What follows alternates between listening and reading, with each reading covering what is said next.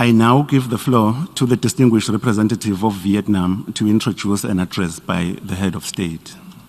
His Excellency, the President of the General Assembly of the United Nations, His Excellency, the Secretary General of the United Nations, distinguished leaders of the member countries of the UN.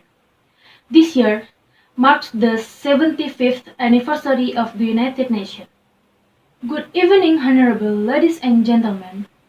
It's tremendously pleasing for me to have a chance to perform a speech representing my country, the Republic of Vietnam, with the title of Women's Equality in Politic Participation. Vietnam has managed to establish itself on the global gender equality map. Such was the recent assessment of the United Nations Chief Representative on the issue of gender equality and women's empowerment. In Vietnam, the United Nations also considered that Vietnam is one of the countries that has erased the gender gap the fastest in the last 20 years. Equality between men and women is shown immediately in the first written lines of the United Nations Charter, which has ratified 75 years ago, since drafting its first basic law in 1946, addressing the issue of gender equality until now. Vietnam has constantly been improving its legal and policy framework on gender equality.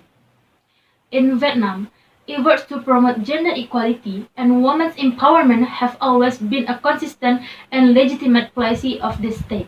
The first constitution of 1946 and several subsequent constitutions stipulate that men and women have the same rights.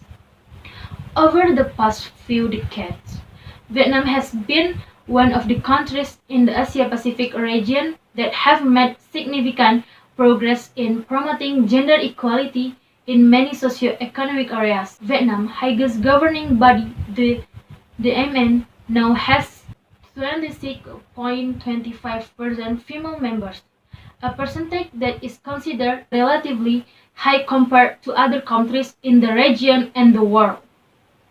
Many Vietnamese women are currently holding important positions on the political system, the fields of economy, science, and becoming pioneers in creative reform, development, and homeland development.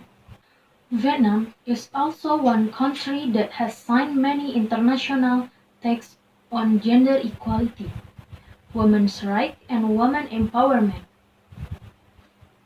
After nearly 40 years since the implementation of the UN Convention on the Elimination of Various Forms of Discrimination against Women, almost 15 years since the law of gender equality came into force, and 10 years in the implementation of the National Strategy on Gender Equality, Vietnam has achieved many important achievements on gender equality, particularly breakthroughs.